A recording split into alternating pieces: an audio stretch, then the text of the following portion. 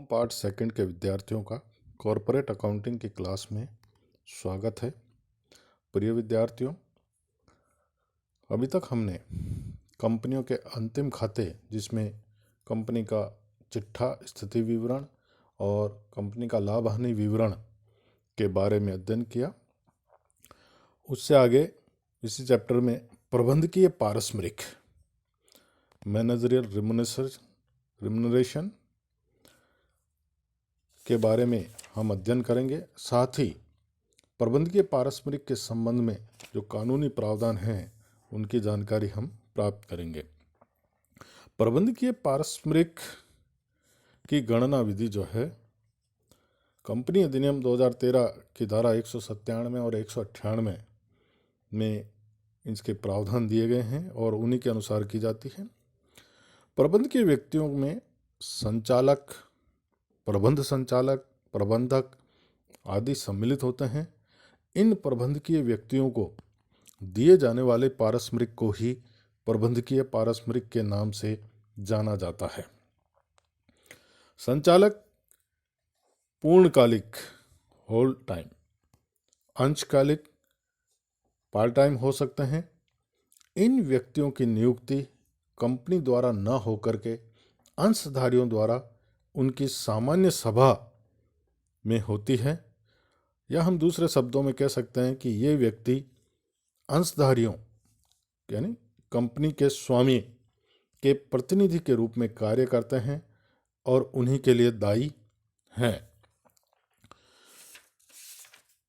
प्रबंधकीय पारस्परिक के संबंध में कुछ महत्वपूर्ण जो कानूनी प्रावधान हैं उनके बारे में हम जानकारी प्राप्त करेंगे कि प्रबंध संचालक, पूर्णकालीन संचालक, प्रबंधक के पारस्परिक के संबंध में जो मुख्य प्रावधान है वो निम्न अनुसार है। सबसे पहला आता है जिसमें पारस्परिक की अधिकतम सीमा, मैक्सिमम लिमिट ऑफ रिम्यूनरेशन।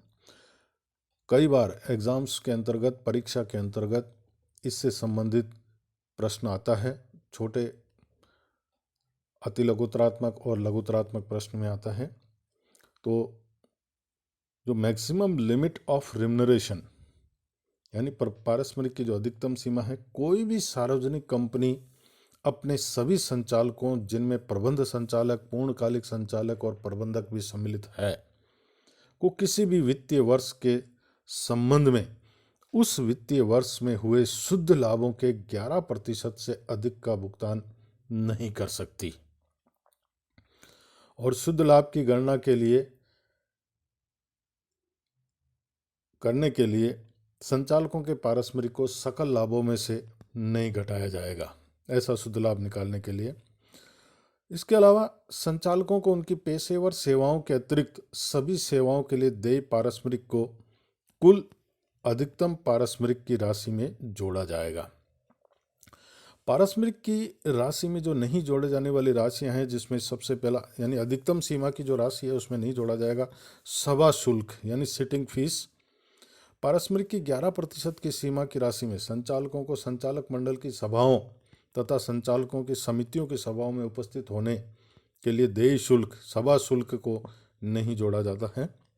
पेशेवर सेवाओं के लिए देय शुल्क, किसी भी संचालक द्वारा कंपनी को उपलब्ध की गई पेशेवर सेवाओं के लिए दिए गए पारस्परिक को भी पारस्परिक की अधिकतम सीमा की गणना करते समय जोड़ा नहीं जाएगा। किंतु इस हेतु जो शर्तें दे रखी है, इन शर्तों का पूरा होना आवश्यक है कि संचालक द्वारा उपलब्ध की गई सेवाओं की पेशेवर प्रकृति की है, नामांकन और पारस्परिक समिति अथवा संचालक मंडल की राय में ऐसी सेवाएं उपलब्ध करने वाला संचालक ऐसे कार्यों को करने के लिए अपेक्षित योग्यताएं रखता है।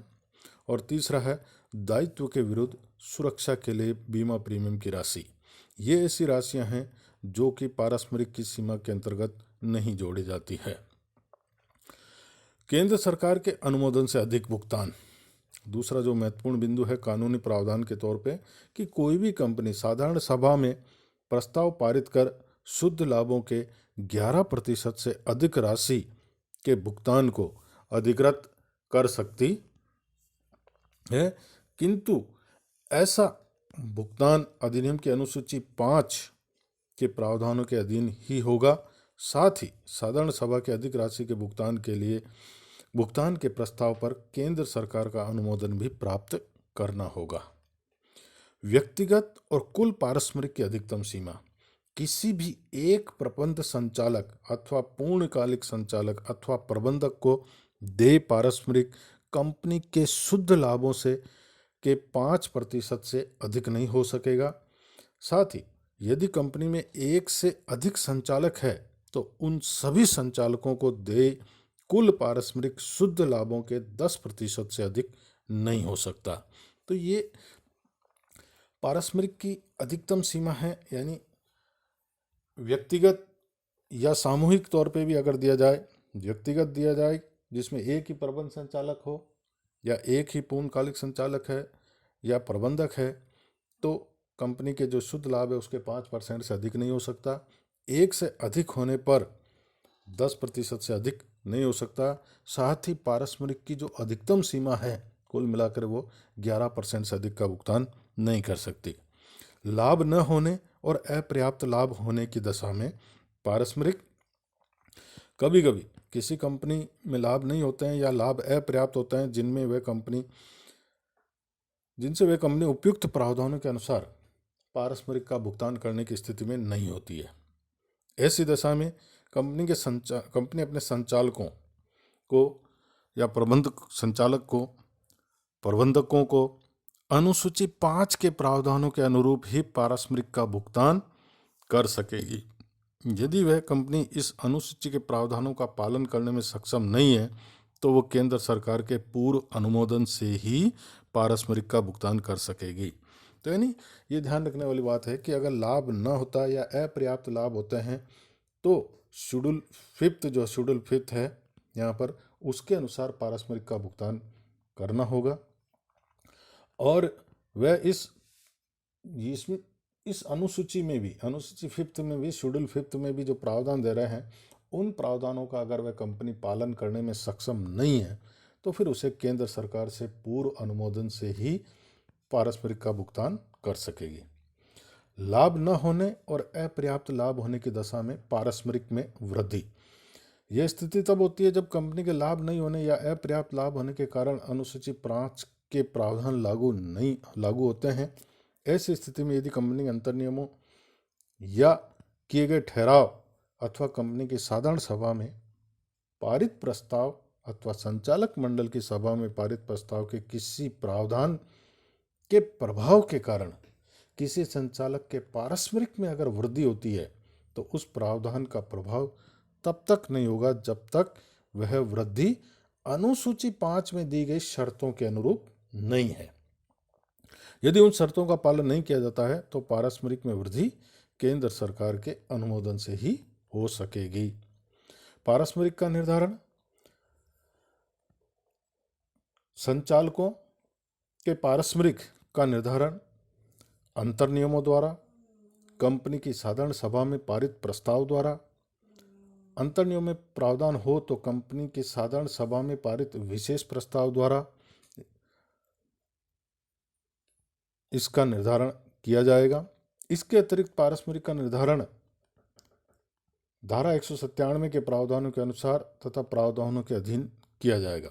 भुगतान की विधि मासिक भुगतान के रूप में, कंपनी के शुद्ध लाभों के एक निश्चित प्रतिशत के रूप में, अंशतः मासिक भुगतान के रूप में तथा अंशतः कंपनी के शुद्ध लाभों के एक निश्चित प्रतिशत के रूप में किया जा सकेगा।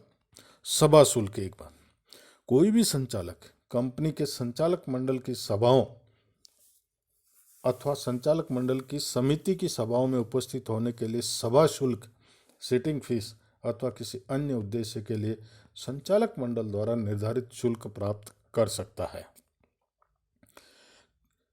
परंतु ऐसे शुल्क की राशि केंद्र सरकार द्वारा निर्धारित की गई राशि से अधिक नहीं हो सकती है। केंद्र सरकार विभिन्न वर्गों की कंपनियों के लिए भिन्न भिन्न शुल्क निर्धारित कर सकती है। स्वतंत्र संचालकों के लिए भी सभा शुल्क केंद्रीय सरकार द्वारा निर्धारित किया जाएगा।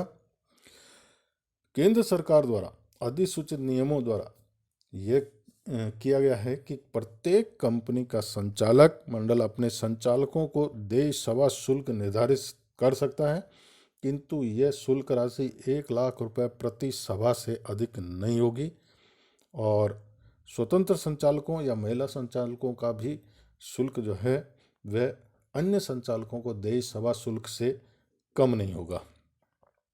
गैर कार्यकारी संचालकों का पारस्परिक यानी remuneration to non executive part time director जिसको हम कह सकते हैं, तो उनके लिए जो सीमाएं हैं वो निम्नानुसार है कि कंपनी के शुद्ध लाभों के 1% से अधिक नहीं हो सकता यदि कंपनी में कोई प्रबंध संचालक या प्रबंधक या पूर्णकालिक संचालक है। अन्य किसी भी दशा में कंपनी के शुद्ध लाभों के 3% से अधिक नहीं। इसमें सभा शुल्क सम्मिलित नहीं है, ये तो हम पहले ही जान चुके हैं। अन्य जो प्रावधान है कि अधिक पारस्परिक की वापसी, केंद्र सरकार द्वारा अनुमोदित पारस्परिक से अधिक पारस्परिक प्राप्त कर लेता है तो उसे वह अधिक राशि जब भी मांगी जाएगी वापस करनी पड़ेगी। जब तक वह अधिक राशि प्रबंध संचालक के पास रहेगी तब तक वह प्रबंध संचालक कंपनी की राशि के लिए प्रन्यासी के रूप में माना जाएगा। संचालक मंडल के प्रतिवेदन में पारस्परिक अनुपात का प्रकटीकरण।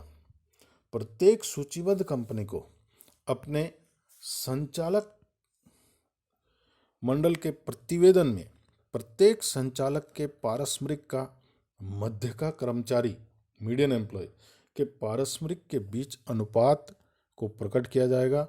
इस प्रतिवेदन में वह अन्य सभी विवरण भी होगा जो निर्धारित किया जाएगा। तीसरा जो बिंदु है कि सूत्रधारी या सहायक कंपनी से पारस्परिक प्राप्त करने का हक।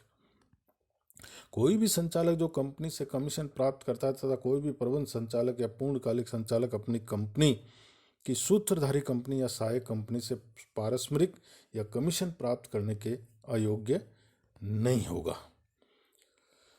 दंड। कोई भी व्यक्ति पारस्परिक संबंधी प्रावधानों का उल्लंघन करेगा तो उसे कम से कम 1 लाख रुपए तथा अधिकतम 5 लाख रुपए तक के अर्थदंड से दंडित किया जा सकेगा। कुछ दशाओं में पारस्परिक की वसूली कभी कभी कपट या कंपनी अधिनियम के प्रावधानों या उसके अधीन बनाए गए नियमों का पालन नहीं करने के कारण कंपनी को अपने वित्तीय विवरण पुनः लिखने पड़ जाते हैं। ऐसी दशा में कंपनी उन पूर्ववर्ती और वर्तमान प्रबंध संचालक या पूर्णकालिक संचालक, चाहे किसी भी नाम से उनको जाना जाए, जिनके कार्यकाल में वित्तीय विवरण लिखने की आवश्यकता पड़ी है, से उतनी राशि वसूल की जा सकेगी जो पुनः लिखे गए वित्तीय विवरणों के अनुसार देय पारस्परिक की राशि से अधिक राशि प्राप्त की थी। केंद्र सरकार या कंपनी द्वारा पारस्परिक सीमा का निर्धारण। किसी ऐसी कंपनी जिसमें लाभ नहीं है अथवा अपर्याप्त लाभ है में प्रबंधकीय व्यक्ति की नियुक्ति का अनुमोदन करते समय केंद्र सरकार तथा कंपनी इस अधिनियम में निर्दिष्ट सीमाओं के भीतर जितना उचित समझे उतनी राशि का अथवा लाभों के उतने प्रतिशत तक पारस्परिक निर्धारित कर सकेगी। और ऐसा करते समय केंद्र सरकार अथवा कंपनी निम्नलिखित बातों को जो है ध्यान में रखेगी। कंपनी की वित्तीय स्थिति, नियुक्त किए जाने वाले व्यक्ति द्वारा किसी अन्य हैसियत से प्राप्त पारस्परिक या कमीशन, किसी अन्य कंपनी से प्राप्त कमीशन या पारस्परिक, नियुक्त किए जाने वाले व्यक्ति की पेशेवर योग्यताएं और अनुभव और अन्य बातें जो निर्धारित की जाए। ये कुछ महत्वपूर्ण प्रावधान जो थे हमने प्रबंधकीय पारस्परिक के संबंध में जानकारी हमने प्राप्त की है। कुछ इम्पोर्टेंट बातें हैं इसमें, जिसमें पारस्परिक की अधिकतम सीमा और व्यक्तिगत और कुल पारस्परिक की अधिकतम सीमा, उसके साथ साथ जो अनुसूची फिफ्थ है, अनुसूची फिफ्थ का हमें अच्छी तरह से अध्ययन करना चाहिए, जिनसे हम कि जो प्रबंधकीय पारस्परिक के संबंध में जो कानूनी प्रावधान हैं उनके बारे में अध्ययन कर सकें। केंद्र सरकार के अनुमोदन के बिना प्रबंध संचालक, पूर्णकालिक संचालक अथवा प्रबंधक को देय पारस्परिक जो है इसके लिए अनुसूची 5 यहाँ पर जो है लागू है, जिसमें पार्ट 2 और पार्ट 3 दो पार्ट जो है बने हुए हैं। उसी के तहत अनुसूची 5 में उन शर्तों का उल्लेख है जिन्हें प्रबंध संचालक, पूर्णकालिक संचालक या प्रबंधक की नियुक्ति के लिए पूरा करना पड़ता है। इस अनुसूची के पार्ट 1 में प्रबंधकीय कर्मचारियों की नियुक्ति की शर्तें दी गई है। पार्ट 2 में तथा पार्ट 3 में पारस्परिक की वे सीमाएं दी गई है जिनके अनुरूप इन्हें पारस्परिक का भुगतान करने पर केंद्र सरकार से अनुमोदन नहीं कराना पड़ता। इन सभी शीर्षकों को, यानी जो अनुसूची 5 है, उस सभी पार्ट को 5 भागों के अंतर्गत विभाजित किया गया है और उन 5 भागों का अध्ययन हम अगले वीडियो के अंतर्गत करेंगे। आप अभी तक इन जो कानूनी प्रावधान मैंने बताए हैं, जो आपकी स्क्रीन पर आ रहे हैं, इनको अच्छी तरह पढ़ें और इनको याद रखें। इनके संबंध में कोई समस्या हो तो मुझसे संपर्क करें। धन्यवाद।